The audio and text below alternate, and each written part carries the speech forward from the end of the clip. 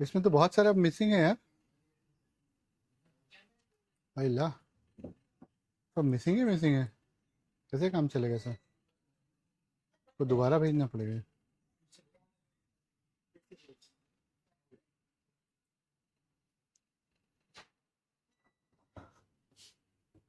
इस पे इंटरनेट चल रहा है ना?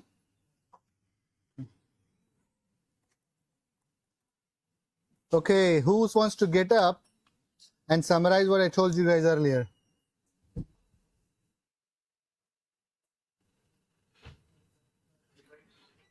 All those people went back. Huh?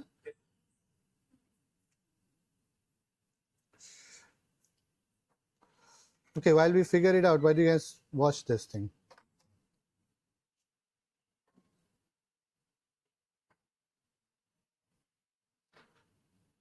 Oh.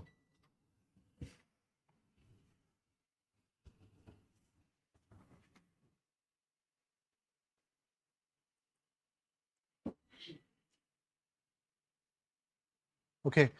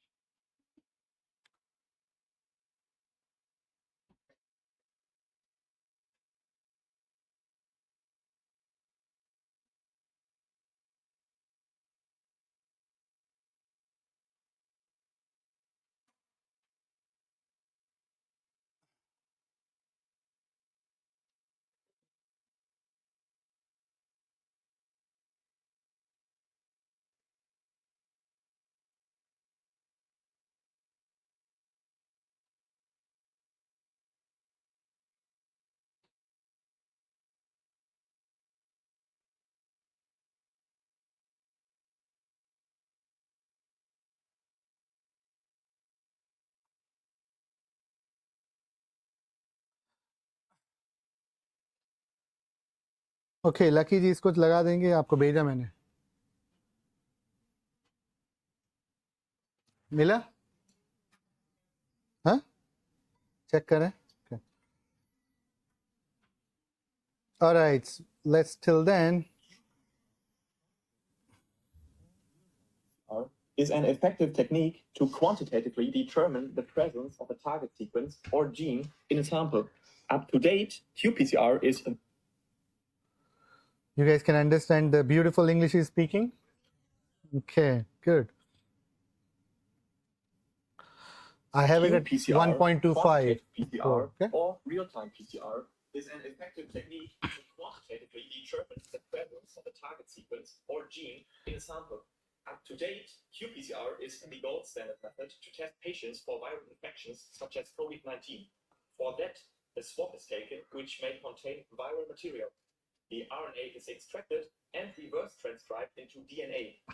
The DNA can then be analyzed with qPCR in a light cycler. In conventional PCR, the DNA sequence of interest is... मिला? हाँ, PDF भेजा। क्योंकि PDF में चल रहा है, दिख रहा है पिक्चर, क्योंकि अदरवाइज तो पिक्चर नहीं दिख रहा। देखिए पिक्चर दिख रहा है।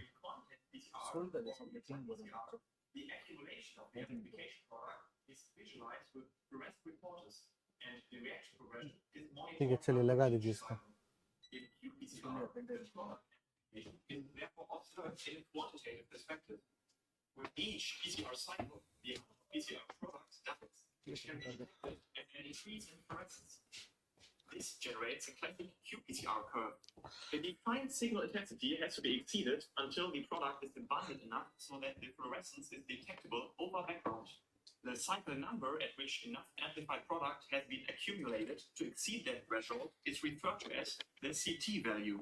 qPCR is mainly performed using one of these two assays.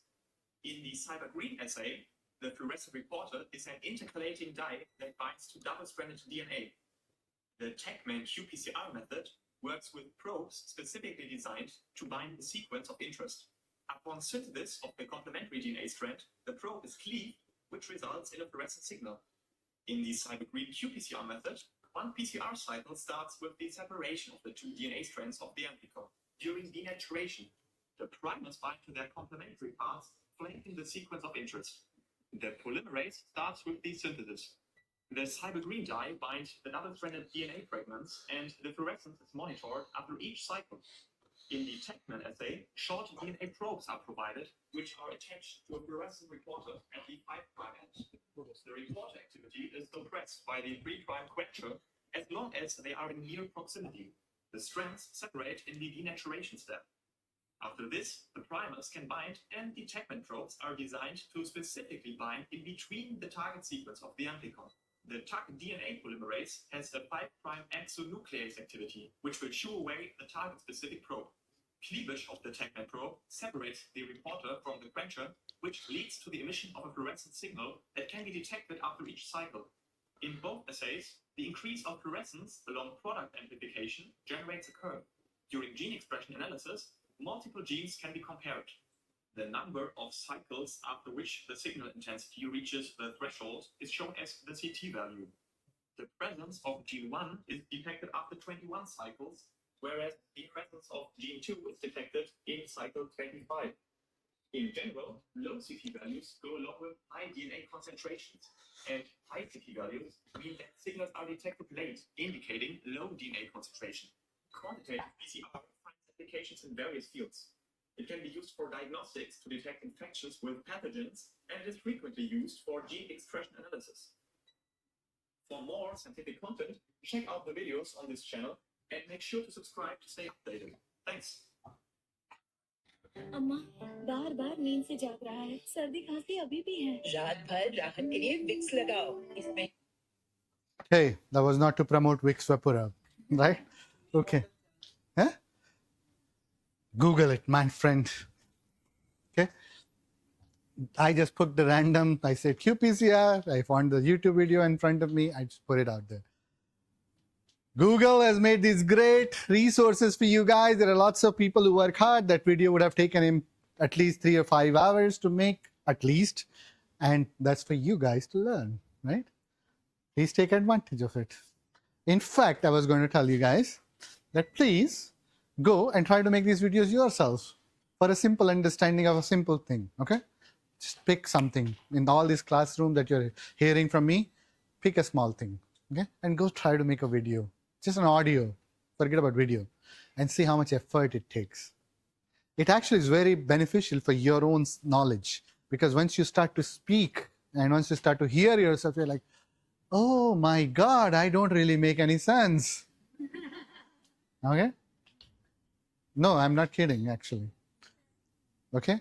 The best scientists in the world, even the Nobel Prize winners, okay, before they give a talk, they will go on and practice.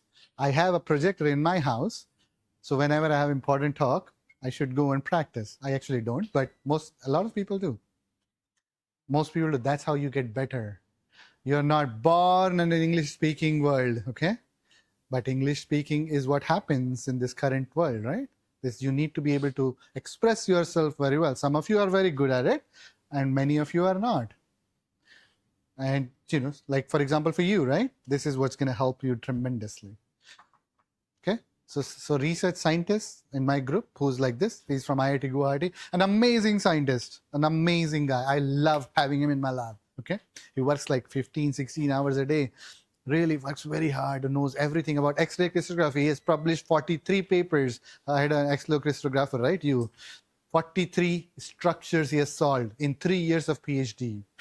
Okay? But he stammers. And, you know, I tell him this, right? So I am his mentor, right? I have to explain to him. He teaches me X-ray crystallography. I don't tell him anything. I just provide the money for his resources. I just hired him because I love people from IIT as such, but as he's a great guy, right? So But this helps. So please go for every single person, every one of you. If you want to succeed, doesn't matter biotechnology, doesn't matter what, doesn't matter IT, want to speak in, whatever, right? Whatever you want to do, startup, right? Do anything. You have to be able to express yourself very well. And the best way to do that is go to a room. There are, just take your phone, put the video, put it for recording, and speak in front of the video as if you're speaking to an audience, just like I am to you guys, right? I didn't practice any of this stuff, but if you go on and do this, you'll actually become so good at it, and you'll reap benefits out of it. You'll make a lot more money, for sure. You will have promotions faster, for sure. That's what most of you care about. And you will obviously be able to do a very good job of being able to explain yourselves to your wives and husbands, which is the most important thing in the planet, actually. No, I'm not kidding. That is the most important thing. Keeps your house happy, nice. Clear communication is the key to success anywhere, any relationship. Okay? I'm not here for a relationship manager, but that is the reality of life. Communication is the reality that actually is the key thing for most things in life. Forget about science for a moment. Forget about science. You become a salesman, you got to convince the person in front of you, right? So obvious choice. You become a doctor, you need to be able to convince your patient to be able to speak their language, like I'm trying to speak your language. My first 3 rows were speaking different language than my last 10 rows, right? Weren't they? Yeah, they didn't understand English. But I was not able to communicate myself. You saw my frustration in the previous class? Because I was not able to get through to most people. That's why I ask you to respond to me so that I can understand whether I am saying it right. Because it's not your failure, it's my failure as a teacher, right? So this is communication. So very important. When I'm not able to speak what I need my wife to do, that's my problem. I'm not communicating correctly. If I can't tell that to my kid, I am not communicating properly. If I can't tell that to my student, I'm not communicating properly, right? If I can't tell my problems to my boss above me, my department chair in this case, I am the problem because I'm not communicating. So understand, communication is the most important thing, no matter what you do. Okay? All right? There is communication gap between you and your parents, isn't it? There are 3 generations above you, right? There is a 5 generation difference between me and my kid. They might be Gen, Z, Alpha, Beta. They tell me all the time and I forget. But I'm like, well, who am I? You are 5 generations, right? Why am I bringing that up? Because every generation, there is a huge communication gap. And the world is moving really, really fast because you guys all have access to the greatest, and winter is coming, right? So, therefore, communicate better, all right? So I wanted to show you the video, not just to give you the knowledge of qPCR, which I think you know, right? Obviously, I'm sure this helped clarify things in your head. Did it? YouTube videos do a great job of it, okay? I'm actually not as good as that guy, for sure. I'm not saying it for anything because I know, I see this, because that guy put like 10 hours of effort. If I did that myself, yes, I would be as good as him. But I don't put that effort. I don't have time. I have 24 hours and I need to give it to my researchers, right? Go try it yourself. That will help you clarify a lot of things in your head. The doubts that you have right now, the doubts that you speak of, it will help you clarify them, okay? It's a great exercise. Remember, my parents used to tell me, okay, you want to remember something, go write it down. That's how our brains work. Our brains don't remember by cramming up, right? Cramming up stuff like da da da da da da da. That's not how the brains work. Brain does not remember that. That's a short-term memory. I hope I will be able to teach you neuroepigenetics, but most probably I won't because I'm running late in every single class. But the concept between short-term memory and long-term memory is that you practice something in a way that your brain understands. By just saying A does B and B do 2 times 2 is 4, 4 times 2 is 6, you can do that, keep doing it. But if you write it down, it'll be much faster. Okay? It'll be in your long-term memory storage in your brain. Our brains are hard drives, right? Just like computer, hard drives. Work with it. All right. DNA methylation. I was supposed to teach that yesterday. Okay? But I don't want to teach you everything if you don't get that. Right? So work with me, all right? DNA methylation is going to be really fast because we've gone through it once. Okay? DNA methylation is cytosine methylation. Everybody knows that. Everybody knows cytosine is a DNA base, right? There's a 5' position where I can put a methylation mark. And now I'm speaking in my real speed. This is how I speak. Okay? There is a methylation. Methylation is put on by? That's a cofactor of enzymes which are called DNA methyl transferases, just like everything else, right? Okay, good. Where is my guy from Akola?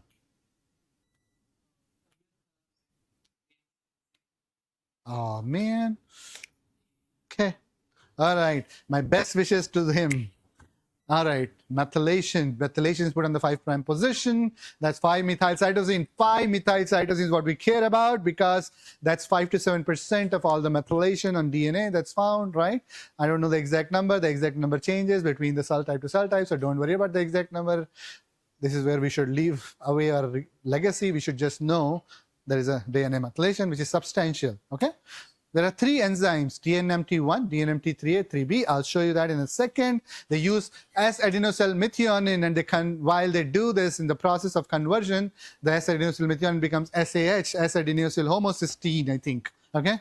Doesn't matter. Don't have to remember the scientific name. You can Google everything, right? Don't try to remember things, right? Try to understand the concept. The concept is a methyl transfers ULNSM to put the methyl mark, right? This happens a lot on CPG islands. What are CPG islands? DNA regions of the genome where there's a lot more CPG compared to a random distribution. You see higher density of it, so you call it CPG islands, okay? Very simple. CPG islands are actually unmethylated in most normal tissues, contrary to the belief, right? They're actually hypermethylated in things where cancers, etc., etc. So most of the CPG islands are actually unmethylated, okay? They are found right around promoters in most of the genes or upstream of promoter. So they are definitely part of the regulatory landscape, regulatory elements that we use for gene transcription, right? Cool? In fact, most of the times the methylation is in the gene body, etc. Okay? You see? So the methylation, when the methylation happens in CPG islands, a lot of people have shown that that abolishes transcription. So transcription is not there anymore. That's a very important mechanism of keeping, what am I going to speak? Complete the sentence. Repetitive elements, the retroviral elements silent in your cell. I've said this many times, I think, right? Just like histone H3 K9 trimethylation, DNA methylation works with K9 trimethylation a lot to keep things silent. Boom, good. In the previous example of chromatin states that I showed you, if somebody would have noticed, we actually also provide methylation in this. And methylation was very, together with heterochromatin states, which is what I just told you. So heterochromatin suppression by H3K9 trimethyl equals to DNA methylation based suppression. Not always, but many a times DNA methylation. Because why would we want to do that?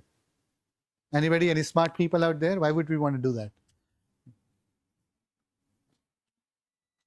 Why would we want to have DNA methylation as an additional mechanism of gene suppression on heterochromatin if I already had histone H3K9 trimethylation? Make a hypothesis. Let's make a hypothesis, my experimentalists.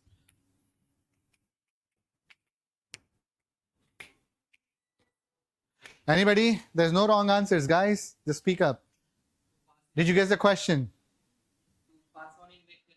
Absolutely, he's right? Because I told you that the DNA methylation is much easier to pass on to the next generation. And then DNA methylation can be used to reestablish the K9 trimethylation, right? Easy enough.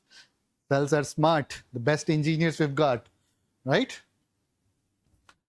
That's one mechanism of why that is used. Some of you seem confused. Did you get the answer? Okay. I say too many things in some slides for no reason. Sometimes. Why is it not working? Okay, it's working. Okay, so the concept of writers, erasers, and readers, we've gone through that. Same applies to DNA methylation. Writers are called DNA methyl transferases. There are 5 of them. DNMT1, DNMT2, DNMT3A, 3B, and 3L. Of these, DNMT1, 3A, 3B are the major enzymes. DNMT2 actually is a misnomer. It's a tRNA methyltransferase. In fact, I published a paper in 2007 showing that, followed by somebody else who had done that earlier. It is a tRNA methyltransferase. What is a tRNA, by the way? Transfer RNA used in gene translation. One mechanism of regulation at the translation level. DNMT2 is a very funny enzyme. It's actually the only enzyme found in Drosophila of DNA methyltransferase family. Drosophila does not contain DNA methylation. How cool! They do have all kinds of epigenetic regulation through only histone modifications on non-coding RNAs. They don't have DNA methylation. Our nature is beautiful, right? Isn't it? Eukaryotes have different kinds of mechanisms. And not eukaryotes, some vertebrates. Drosophila is my zoologist in that thing. Is a vertebrate, invertebrate, what is it? Huh? Arthropods. Is it a vertebrate or an invertebrate? I didn't study zoology, I'm sorry. I studied engineering, remember? I studied chemical engineering. Okay, doesn't matter. DNMT3A and 3B and DNMT1 is what we're going to focus on. 3L is specific to germline. Germline means oocytes and the sperms, right? And that's specific to that. It's a lot of activity there, but we're not going to talk about that today. Okay? If you're interested and curious, which I expect you to be, then what are you going to do? Watch a YouTube video, right? Read papers. Yeah, there are beautiful papers on DNMT3L if you want to read. Okay? There, maintenance versus de novo. What do you guys understand by de novo? From scratch, 0 to methylation is de novo. Maintenance is? Existing one is. Good. Existing one into? What's your name again? Adya. Okay, sorry. See, I'm bad at names. I'm sorry. I see you guys all the time. I'll remember your faces. I'm a very visual guy. Okay. Anyways. DNMT3A, 3B does no methylation to methylation. That's de novo.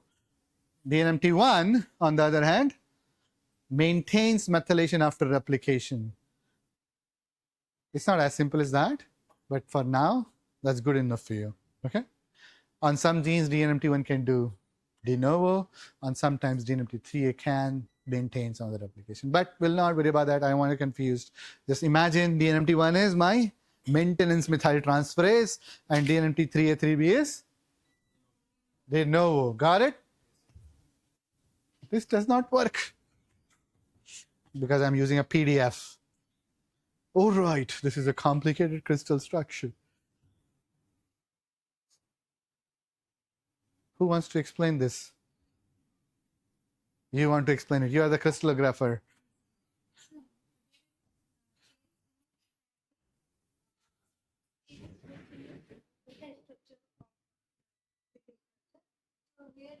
The DNA structure you can see there, like after C, below that there's the DNA. Why don't you come up?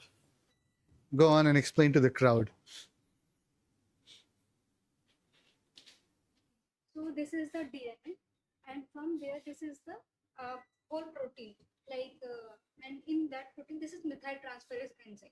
So here you can see the beta sheets, and this is the alpha helix structures, and here you can see the loops. So whole diagram is showing the structure of the protein. Okay, thank you. What's your name? Shivangi. Shivangi. All right, I don't care about your last names, guys. Sorry, thank you. Just care about your first name for now. All right, there's a structure on the left side. You turn it around. It's on the right side. All crystal structures are always shown two ways so that you can get the whole picture as much as you can. They're actually shown 3 times from top as well, right? So you see this DNA, our beautiful alpha helical DNA. What is it called? Sorry. Helical structure. Here you see them from top, right? That's your DNA, okay? There is a catalytic site. That's why there is an adeno, whatever, ados HSCY, I think homocysteine, SAH that I showed you in previously, okay? CXXC is a domain that binds to unmethylated DNA. There's a regulatory domain here. There are two other domains, BH and BH2. In my PhD, my second year of my PhD, all I did was work on BAH and BH2 in DNMT1. Okay, that's why I love BAH domains. I didn't get anything out of that. I have no papers. I wasted a whole year studying BH1 and 2, but that was a lot of learning. So those are regulatory domains that bind a specific modification on histones. What does that tell you? That DNMT1 cooperates with histone modifications. Histone code plus DNA code together. Histones work with DNA methylation.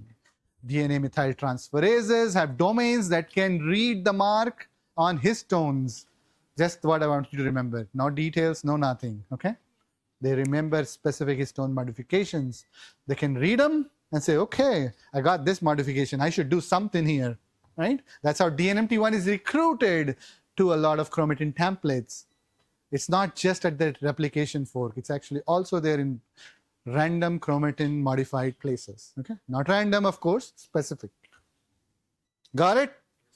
On top, there is just the domain structure of protein, right? How many of you are used to seeing domain structure? I assume sometimes that you guys know these things. No? Yes? No? Okay. Whew. Let's go back. Here, what did I show you guys here? It's protein structure. Amino acid 1 to amino acid 60 something, right? That's how long is the DNMT1. Amino acid 1 to amino acid 900 something, that's DNMT3A. Amino acid 1 to 391, that's DNMT2, right? Different colors are different domains. The width of the domain is how wide this thing is, right? So BH1 and 2 are big domains that you just saw, right? This is just a linear structure, amino acid 1 to that, but in reality, that's not how the protein is. The protein is how I just showed you it is, right? So that's 3D structure, the protein. That's the linear just structure for you to depict easily what's got what where, right? But in reality, this domain, the catalytic domain is close to DNA, is away from BH12. It's folded so much that it's not there, right? You saw that. So how you see in linearity does not mean how it is in the 3D, right? You saw BH12 are slightly far apart, right? They're part of this, but this is where they actually binds to the DNA. So there's a groove on which DNA goes in, and DNMT1 binds like this, right? Isn't that what it's telling you here? It's like this. My hand is like this, right? There's DNA in between. Cool. This is why you need to read papers. The more you read, the more you understand what people are showing you. If you are interested in it, of course. So now, erasers. For a long, long time, people thought there were no DNA demethylases. Okay? For a long, long time, people thought there were no DNA demethylases. When I was there was no clear DNA demethylation. So when I finished my PhD in 2006, I said, okay, I'm going to tackle this problem. I discovered this mechanism of DNA demethylation on the left. Okay? That's called AID MBD4. I'll show you guys later if I have time. AID and a DNA glycosylase. Then other people came in and showed this TET mechanisms, which actually works more than what we showed. So TET is a primary DNA demethylation mechanism. These all go through a base accession repair. I said a lot of things which I am sure has confused most of you. Right? Has it? Yes, let's go one by one. Okay? DNA demethylation is a complicated problem. Okay? Why is it a complicated problem?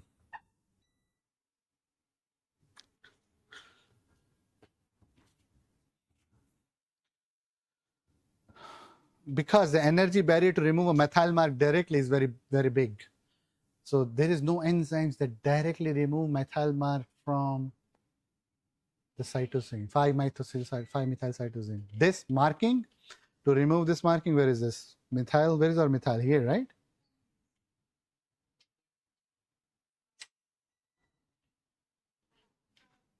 Right, this is methyl, right? Oh, I don't even know my slides. Bad.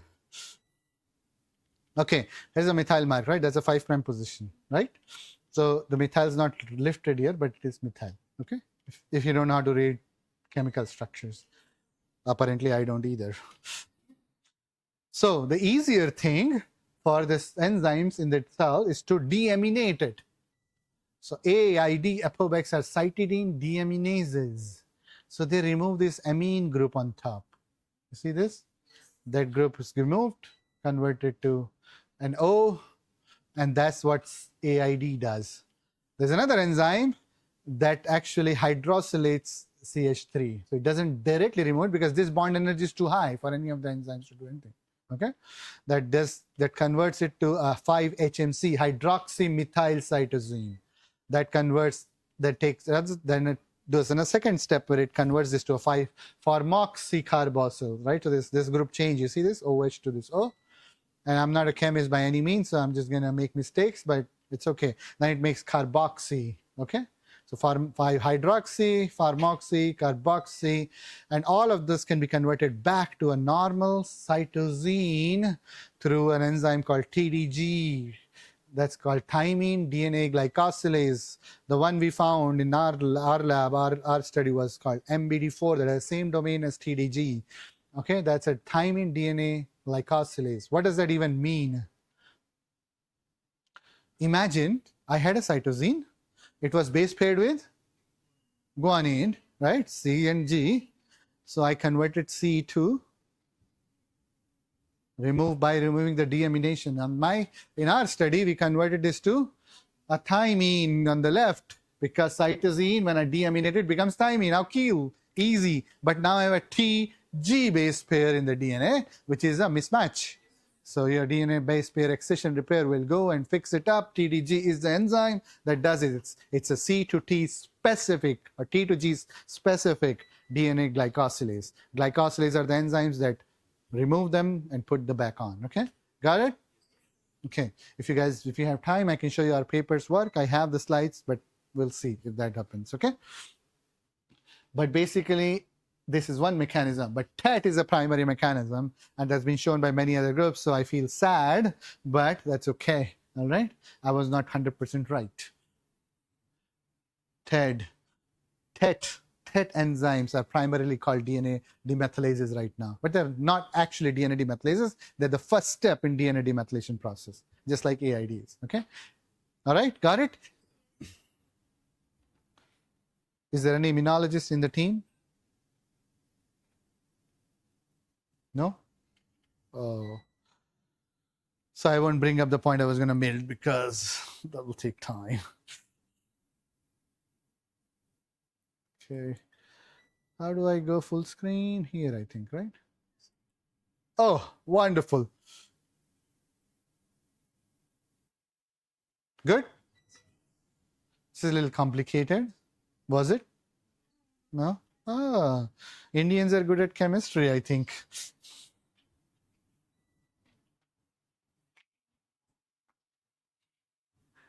Okay, again, I make these silly jokes. Don't take it personally.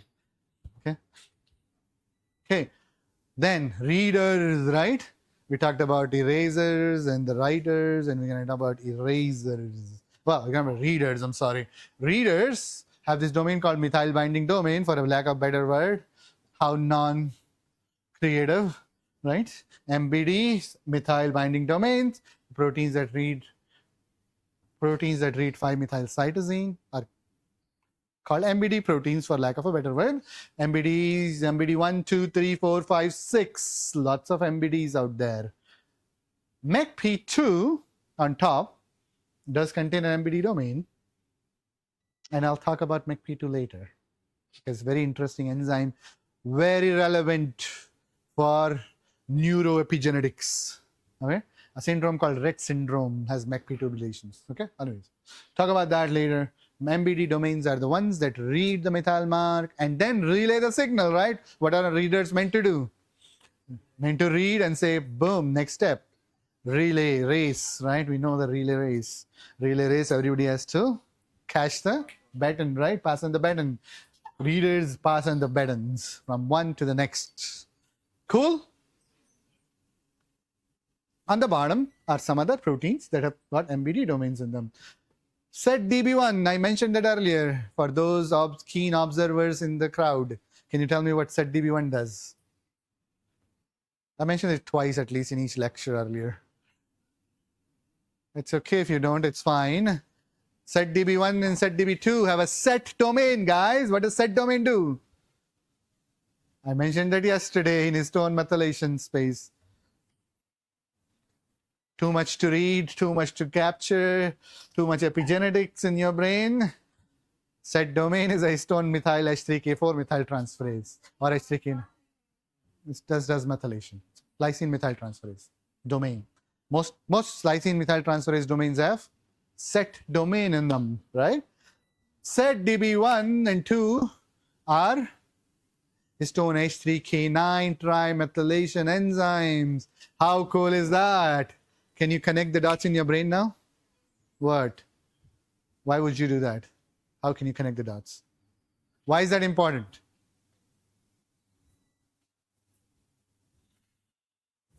Why is a set DB1, which is H3K9 methyl transferase, should have a methyl binding domain?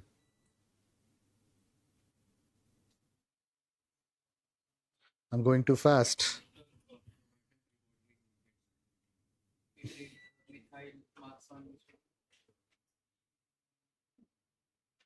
MBD reads 5-methyl cytosine. I just said that. MBD is a 5-methyl cytosine reader, right?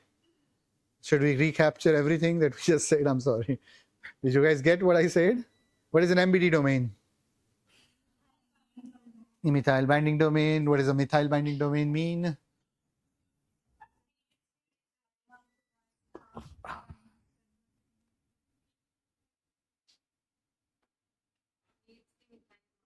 Okay.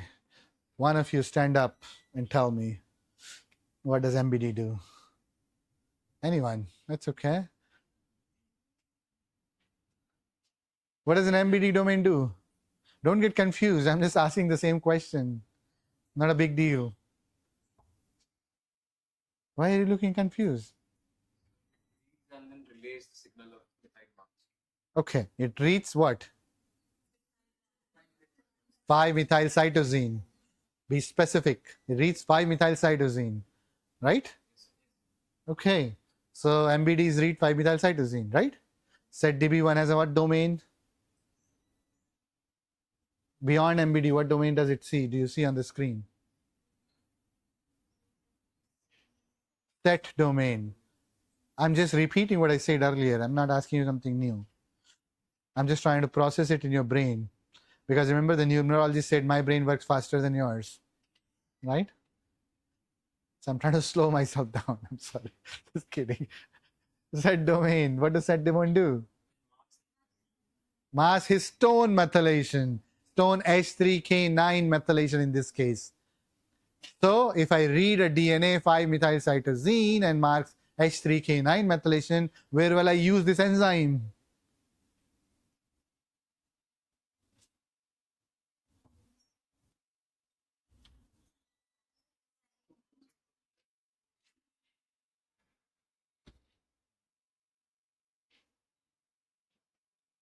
Where will I use this, guys?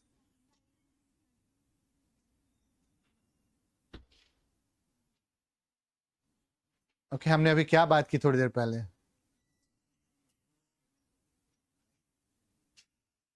Okay, what is the role of 5-methyl cytosine in the cell? Huh? Gene silencing. Of what? Silencing of what? Viral elements, right? Or anything else which I want permanent silencing on. No. Is no, K27AC is for activation. What are you saying? K27 trimethylation is for short-term silencing. K9 trimethyl is for long-term silencing. I kept on saying this several times, right? So DNA methylation is for viral gene silencing. We want it long-term or short-term? Right. So I told you earlier, that viral elements have just not H3K9 trimethyl. They also have DNA methylation, 5-methylcytosine. Did we get confused? So why would I use set DB1 to have an MBD domain? To reinforce methylation, right? So I'll just keep reinforcing methylation. I can read the 5-methylcytosine, put new K9 trimethyl. My DNMT can read my K9 trimethyl, resilence DNA methylation. Because I have long stretches of regions that need to be silenced. So how do I reinforce one nucleosome after another? I keep on reinforcing by reading, putting on. Make sense? No, make sense. I told you yesterday when I was telling you Drosophila I experiments, there is another histone H3K9 trimethylation. What was SUV39H1? Do you remember? Right? SUV39H1 also interacts with DNMT1 and HP1. So HP1 is the reader of H3K9 trimethylation. So it reads K9 trimethylation, it puts DNMT mark again, so it reinforces it now. Get it? So DNA methylation reinforcing K9 methylation reinforcing DNA methylation. The loop continues. They like each other very much. They want to be together, right?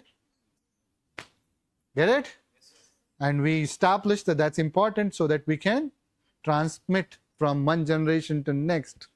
We want to have DNA methylation, right? To be able to transmit it. Cool? Get it? It's so cool. Is it? Is it? Did you guys get it? Yes, sir. Are you sure? Okay. Who's going to come up and explain this again? I want someone to come here and explain the same thing to the rest of the crowd again. Just as an experience. How does it feel to be at my place? Okay, come on. One of you, anybody. Come on, anyone. Should I put names? No? Rameshwarji, you want to come here? Huh? Come on, man. It's okay. क्या होगा ज़्यादा से ज़्यादा? Huh? You'll be wrong. You'll be proven wrong. You need more? Clarity. It's okay. We'll help you get clarity. Come on. This will become very important when you get married because you'll have to keep on explaining to your wife all the time. It's okay. Come on up. It's fine. You can come up.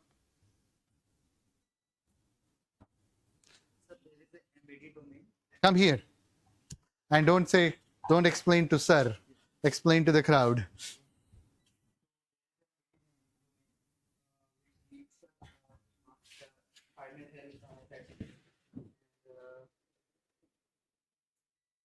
Which helps silencing the viral gene. There is head domain which marks the histone methylation. That's what you have. Okay. Anybody else wants to come up and explain? Yes, please come. What's your name again? Soumya ji. Please come in front. Yeah, to the crowd. Forget I exist. You are the teacher.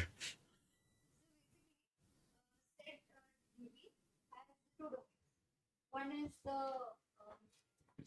high-binding domain, which reads the cytosine, and the other one is the cytosine, which causes the DNA methylation. So what I understood by that is that DNA methylation gets inherited. It is heritable. So the DNA methylation is inheritable. It gets inherited into the new DNA strands. And histone modification, however, is not inherited. So the DNA that is methylated, this ZDP comes and it reads the methyl on the DNA, the 5-methylcytosine, and then it reinforces the silencing of the gene by putting on the K9, H3K9 trimethylation. Wonderful. Thank you so much. Good job, both of you. Okay? This is good, guys. You can come here and explain to the crowd. At the end of the day 6, you guys will be teaching yourselves, not me. Okay? That's the plan. Remember, I told you the plan in the day 1. We're all going to be dancing, singing, and explaining to the crowd. All right? Well, by the way, dancing and singing building activities. I told you I spent 1 hour watching YouTube videos and team building activities this morning.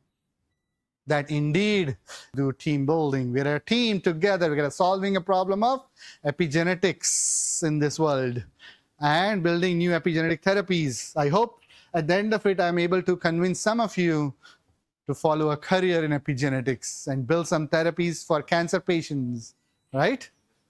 Okay. Oh, this is fun. Okay, what time is it? 12:51. I have 25 minutes to stop this, but I probably won't be able to get done, but I need to get done. Okay, we know this thing, do we? Okay, this slide explains a very, very important phenomenon, which is in the promoter, when there is DNA methylation in CpG islands, we heard that. We heard T promoter, right? There was higher density of those in the promoters. When that is methylated, the gene is silenced. However, when the methylation occurs in the gene body, it's actually positively associated with DNA, with gene transcription. How cool is that? Usually, DNA in promoter is associated with silencing, but in the gene body, when DNA methylation happens, it's associated with gene activation, transcription. It actually allows and helps the RNA polymerase to go through. Okay? By whatever means, I don't know. I don't actually remember all the literature. But that is true and really cool. That's really, really cool. Is it really cool? Yeah, I'm sorry. I'm just saying really cool. So you guys say, okay, it's cool, right? But that's how it is, right? We'll focus on silencing for the most part. I'm not going to get into the gene activation part because that will confuse you guys more, right? How many of you really had biology in your 12th grade? Everyone? And how many of you had non-biology major? She's one. Why? What did you have? You had math, you were the Aryabhat genius, and you wanted to then do biology. Okay? There were a lot of people in the crowd, I'm told, who actually didn't come from the biology background. They came from commerce or history or something like that. Is that true? No? Everybody in this course has come from biology background? So how did she come here? Okay.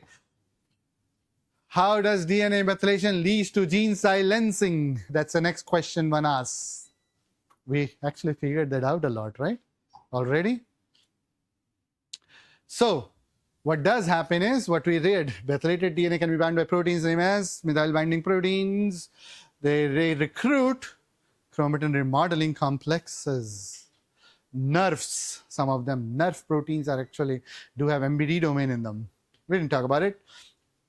That impedes the binding of the transcriptional regulators to the DNA. That does not allow.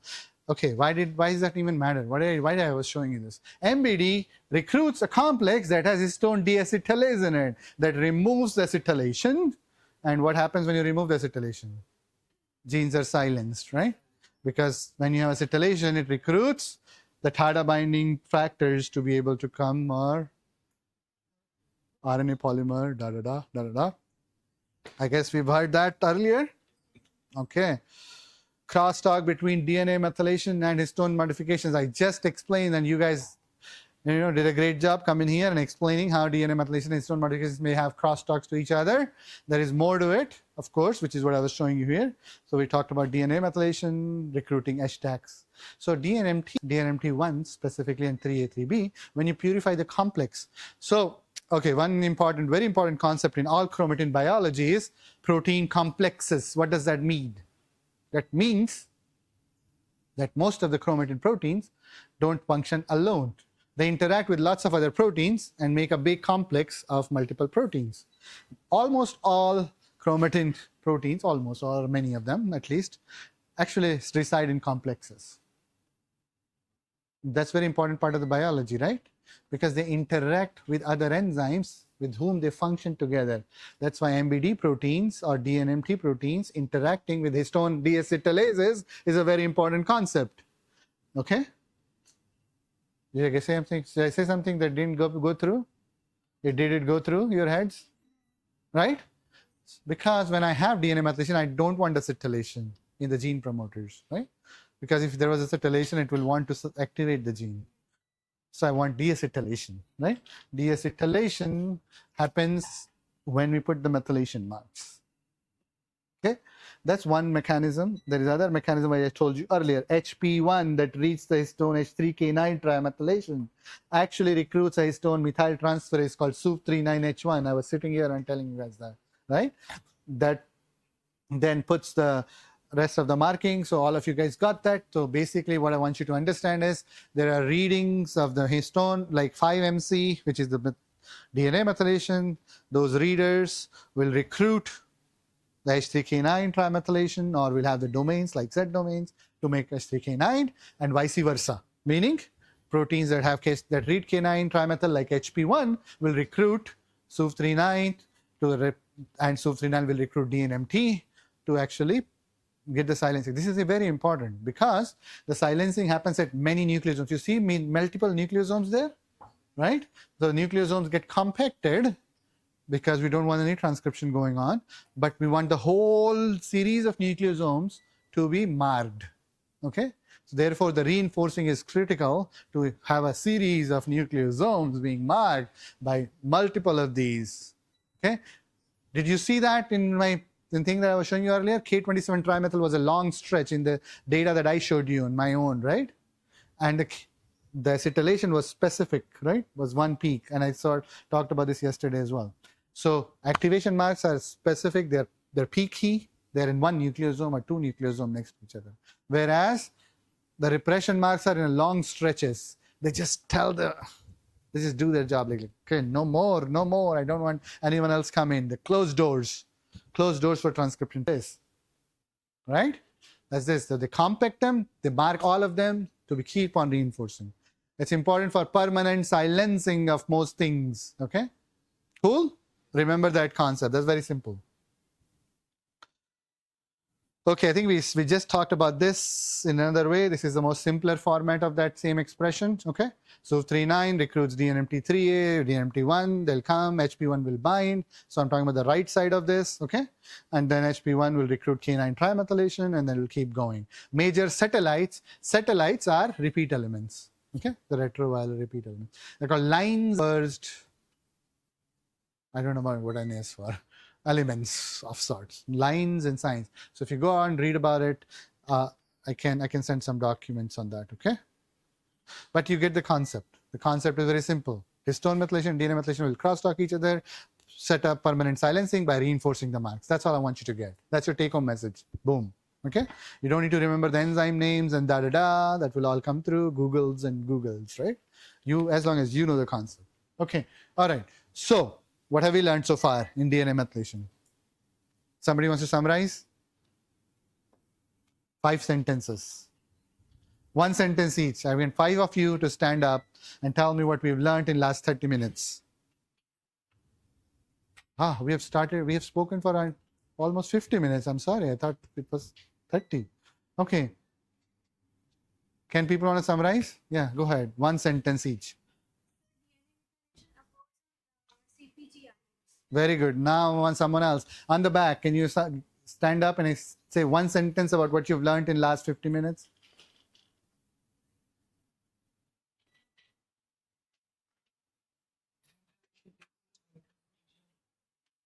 DNA methylation?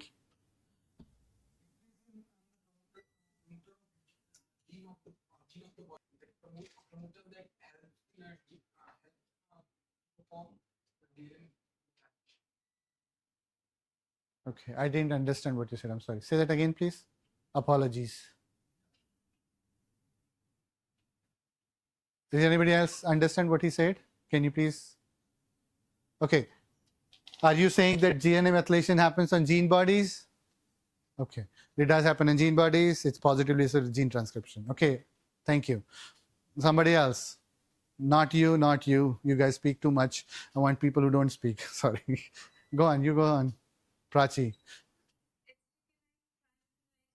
Trimethylation reinforces DNA methylation and Okay. vice versa. And this results in long-term viable gene function. Good. We have 3 facts. You want to go next? If the methylation is done in promoter region, it will cause the silencing of gene. Okay, good. You want to go next? If the set PT1 also occurs with the DNA type methylation and it occurs with the MPD binding methyl binding domain and related signal that cause the long-term sequence. Beautiful. Isn't our nature beautiful? It made an MBD domain and set domain together to say, boom, your job is to reinforce the silencing, right? Good. Thank you. Did we have 5 people speak or 4? How many? Who was counting? No? Good. DNA methylation also works by specifically blocking the binding of specific transcription factors. How cool is that? What are transcription factors again? Somebody wants to say? You want to say what is transcription factor? Transcription. Okay, what does it do to DNA? It binds to a DNA, right? It binds to a specific sequence. Thank you. Please sit down.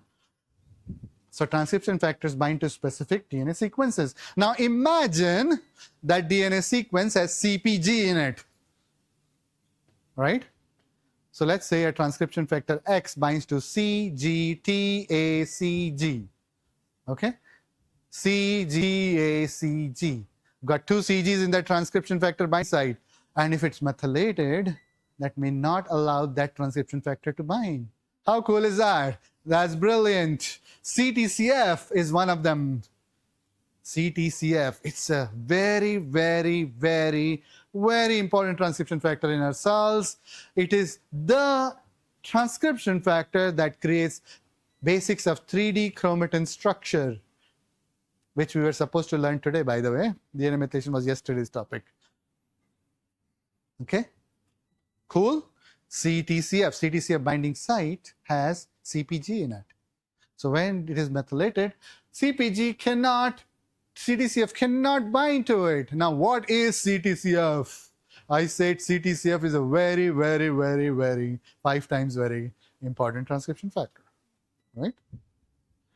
It's a transcription factor that has a palindromic site. So if it is like this, if the sites go like this, it's going to make you sit like that. That's what the 2 arrows are for here. You see this? The CTCF binds here. It loops that. There's a site here. There's a site here. If it goes like this, it becomes a loop. Thread loop. Remember the thread loop? You guys do swing, all right? Loops in your noodles, loops anywhere in your life, in your hairs, right? In your hair. Hairs is the wrong word.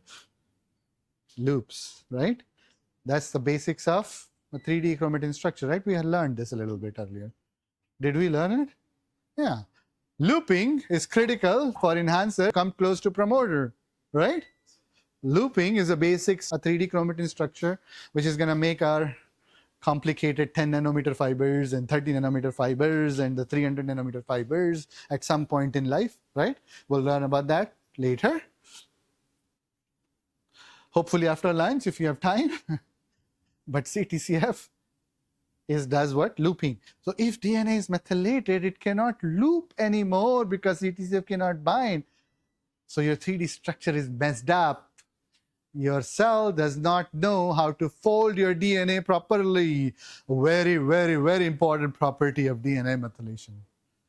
Mr. Brad Bernstein, Dr. Brad Bernstein that I talked to you about earlier, who was the head of Department of Cancer Biology at Dana-Farber Cancer Institute, one of the most premier cancer institutes in the world, who discovered bivalent domains. Remember bivalent domains I talked about?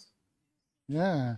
He also discovered that CTCF proteins, I think he did, or if somebody else did, I'm sorry, but shows that DNA methylation, when it's on the CpG off the CTCF binding site, it's not going to make it happen. There are about 43,000 CTCF binding sites in a cell that we just looked at in my lab. We're like, oh, what is that? But there are a lot more probably. But 43,000 by sites, if let's say a subset of them are not, bound by CTCF because of the methylation, then it's going to create a havoc on the genome structure. Lots of genes cannot be transcribed because the enhancer cannot come close to the gene promoter, right? an insulator or a repressor cannot come to the gene promoter, or an enhancer can come abnormally to an oncogene's gene promoter, because this loop was not formed, remember? So they were separated. Oncogene was different, enhancer was different. But now they're together.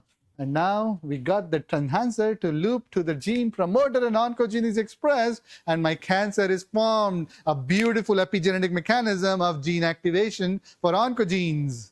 How cool is that? Very cool. These things happen in cancer all the time, guys. So the 10th grader who came to my thing, right, has a great idea, right? We could use the similar type of idea for things like this. Could I suppress that?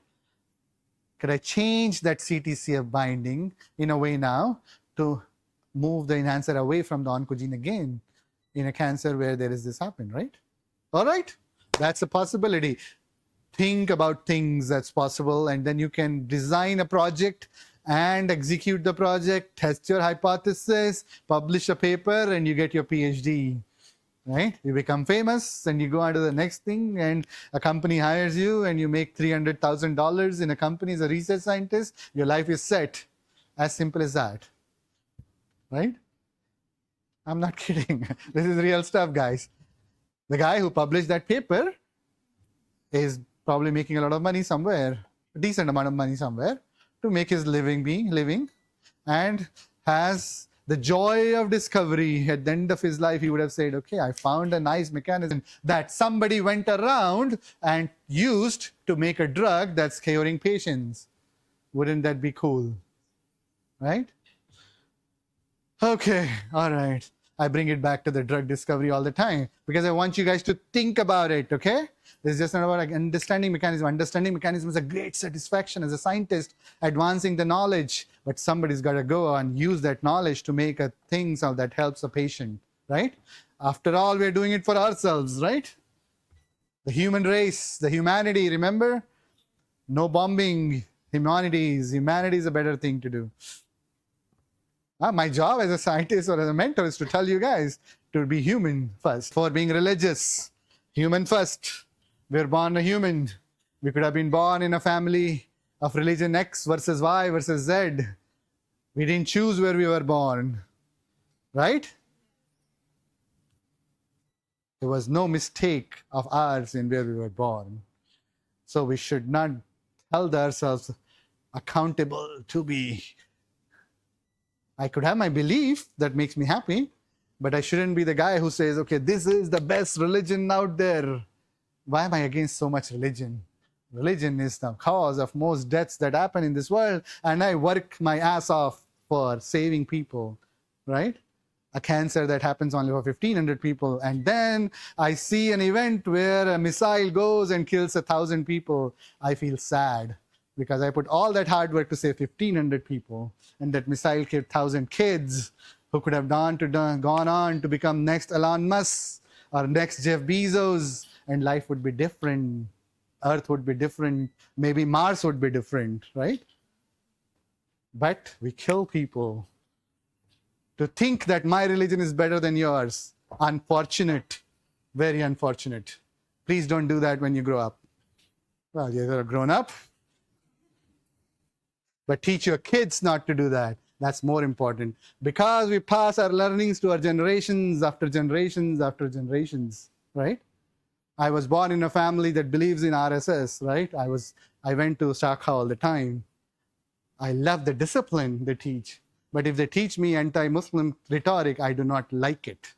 They don't teach that normally in most places.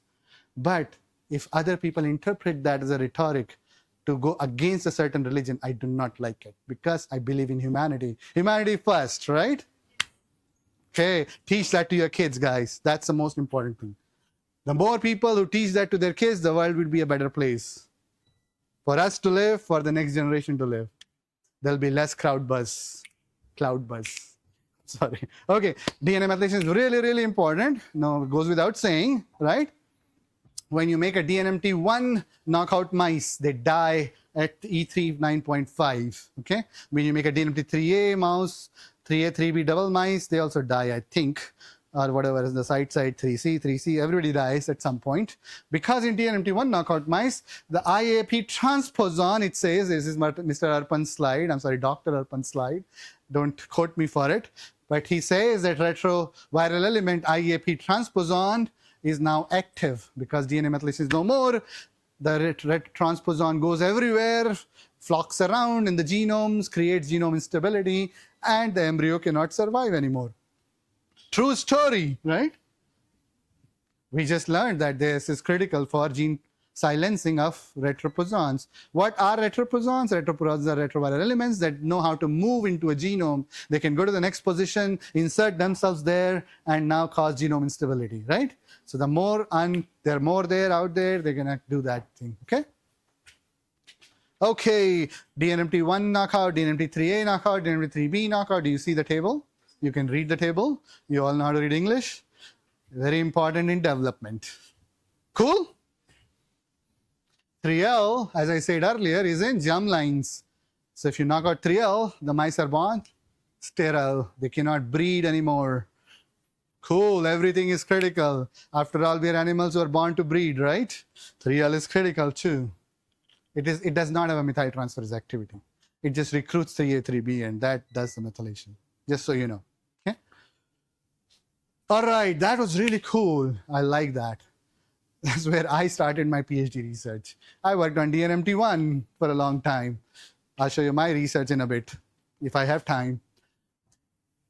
This is many decades ago, where people have figured out what happens to DNA methylation dynamics when a sperm meets an oocyte. Sperm comes at a different level of methylation, oocyte comes at a different level of methylation. Do you see that?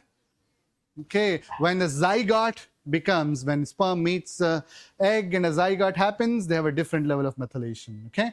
Germline by itself, as sperm is generated or oocyte is generated, goes through a different wave of DNA methylation reprogramming, okay? Because DNA methylation is critical, absolutely critical to set up developmental gene expression, okay? The work of my PhD advisor has followed for last 3 decades. Last 3 decades, 2 decades after I started in his lab, has looked at the sperm DNA methylation dynamics, published many Cell Nature papers. He's HHMI, Howard Hughes Medical Institute, very prestigious HHMI. He is now CEO of Huntsman Cancer Institute, where I did my PhD. Huntsman Cancer Institute serves 5 different states in the United States, treating cancer patients. An amazing guy, a brilliant guy. He was the PhD of Roger Kornberg, the guy who got Nobel Prize, remember? Okay, good people do good stuff. He's a very hardworking guy, very brilliant, just like me. Just kidding. Embryo. So he did a lot of work now showing how DNA methylation dynamics sets up poisoning of the genes in developmental context for sperm to become who it is. Well, it's going to give it to the egg, and how the egg and sperm, when they meet, will set up the development for things. And he did a lot of work in looking at sterile people who do not make enough sperms or do not make good quality sperms. And he's helping a lot of people. He made a company out of it that will help people make good sperms out of their own. Okay? So you can do all of these things in the end, as a research, as something, a commercial entity or whatever, right? But he's done really good work, phenomenal work. In fact, the most pioneering work in looking at the sperm epigenetics. But nonetheless, there are other people like Azim Surrani. He came from India. He was in UK in Barbraham Institute. He did a lot of work in setting up the same thing for eggs. He's very old now. I think he's not, yeah, he probably retired a long time ago. Sperm and egg methylation dynamics comes together and sets up who we become. It's so crucial to human race, right? Sperm becomes, then most importantly, as 1 cell, 8 cell embryo and blastocyst happens, the DNA methylation gets completely erased. Methylation almost, right? And it sets up a new pattern for the new embryo before pre-implantation happens. Do you guys understand any of the development, by the way? When I say implantation, you know what implantation means? Okay, cool. So when you have implantation and the gastrula is formed, from where on then the mouse is formed. You see how beautiful that is? Now reprogramming happens. A new life is born with a new pattern. But the new pattern has the memory that was in the previous one. Okay? Okay, cool. There's a reason why all this happens, and then eventually there's tissue-specific genes that get demethylated or methylated, and we have tissue-specific gene expression. That's at least the assumption it was when I started my lab, when I started my PhD career. Okay, all right. So what happened there? Did you guys get this, by the way? It's a very important curve. Okay, it sets up life. That's why DNMT1 embryo knockouts are dead, because this cannot be set up well. DNMT3A, 3B knockout mice are dead because this dynamics is not set up. You're not going to have normal development. Okay? How cool is that? Different kinds of DNA methylation and demethylation enzymes come up, go up and down as the DNA methylation happens. The same curve in a different review article, but I want to show you was that these methylation and demethylation enzymes go up and down as it goes along, and they set up one at a time. So it's a levels of each of these enzymes that come up and do. I don't want you to remember it. I just want you to know that that's what happens. Okay? You can read, if you have interest, go read these papers and you'll love it. Then people think DNA methylation can be cell and tissue type specific and can set up tissue specific programs, and that is indeed true. The promoter of a gene A can then make repression of a gene transcription of genes that you don't want to be expressed. Remember the aldehyde dehydrogenase and the neurotransmitters, right? DNA methylation is another way to do that, right? And this does happen. So when I started my career, I studied DNA methylation's role in zebrafish development, which is the same story, mouse or zebrafish, but zebrafish is much easier because it's an external fertilization. So male and female mate, the eggs are dropped, you can collect the egg at a one cell stage, that is the zygote, and you can do whatever you want with it. That's really cool, because we used to inject a lot of embryos. Remember in my first presentation, I said I used to inject embryos? This is what I did, a lot of it, okay? How can DNA methylation help guide development? You can make, why that is important? Because you can make hypomorphs. Because you can put now siRNAs or morpholinos in zebrafish that will reduce the level, not make it knockout. Because if I make it knockout, it's going to die, remember? So I don't need to make knockout, I can make hypomorph. Hypomorph means I don't kill the whole activity, I kill it to a certain level I want. And I can select that by embryos that are surviving for a certain time, right? And I can study, and it's external. So in mice, it's internal, right? So I have to take out the embryos all the time from the mice, and I can only have limited. But zebrafish, one male and one female will produce about 1,000 or 1,200 embryos. So boom, I have lots and lots of them, and I can inject them, and I can do whatever I want with it. Zebrafish is a great model organism for studying development. It's used by a lot of people. It's a very important model organism, just like Drosophila was, which helped us discover all, just like mouses, zebrafishes, okay? So my lab does zebrafish and mouse biology. Okay, cool. This is zebrafish development. Okay, I can collect embryo at each stages, and this happens within 24 hours. How cool!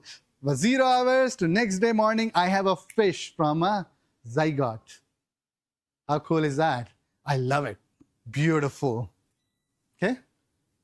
So you see, it says 0.75 hours post-fertilization. That's less than an hour, right? Then I have 0.22 hours, I've got this. 5 hours, I got this. 10 hours, I got this, right? 24 hours, I have all this embryo that looks like a fish.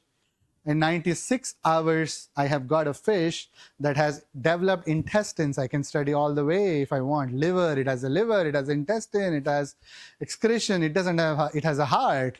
Okay, I can do all of that. How cool, I love it. They have melanocytes. They're a great model organism for studying melanoma. There's a guy called Len Zahn in Harvard University who's done lots of work in it. He's brilliant, guys. He had, 5 minutes. He has the Stem Cell Institute in Harvard. His HHMI has got lots and lots of money. Great people.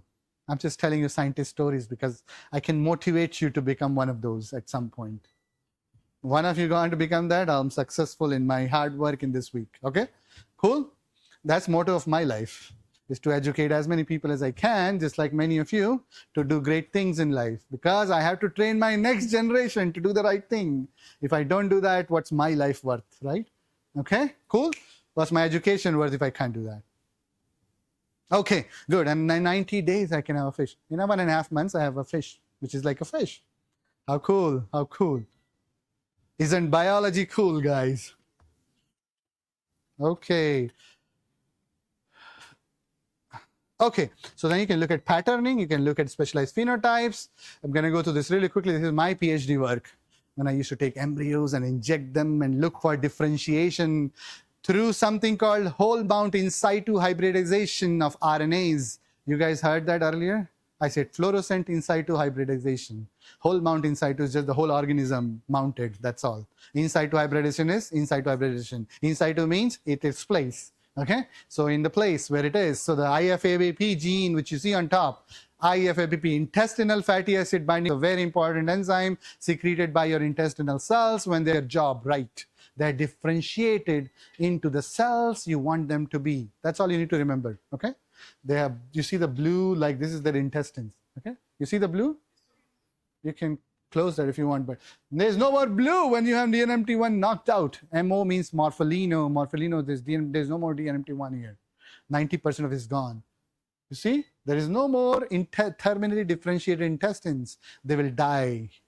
They cannot digest the food they're eating. Okay, so but there are other things are good. GATA6 on the bottom, you see blue here, you see blue here. This is something that is a marker for gut specification. They have a gut, it's not just differentiated. So how come a methyltransferase that actually maintains methylation does not affect the specification of gut, but does affect terminal differentiation of gut? That was the message, my story of my papers. So I published 3 papers like that on DNMT1, DNMT3A, 3B, and all, and 2. Okay, so DNMT1, DNMT2, DNMT3, 3A. Okay, does it make sense? Terminal differentiation is a problem. That means intestines can't function how they should. But I was expecting them tube, right? That should be important. But apparently DNMT3A and 3B take over the maintenance function. Remember, I told you they are normally a de novo methyltransfer, but they take over the de novo function, maintenance function in the absence of DNMT, and they do what they're supposed to do. Okay, how cool is that, right? I can see late differentiation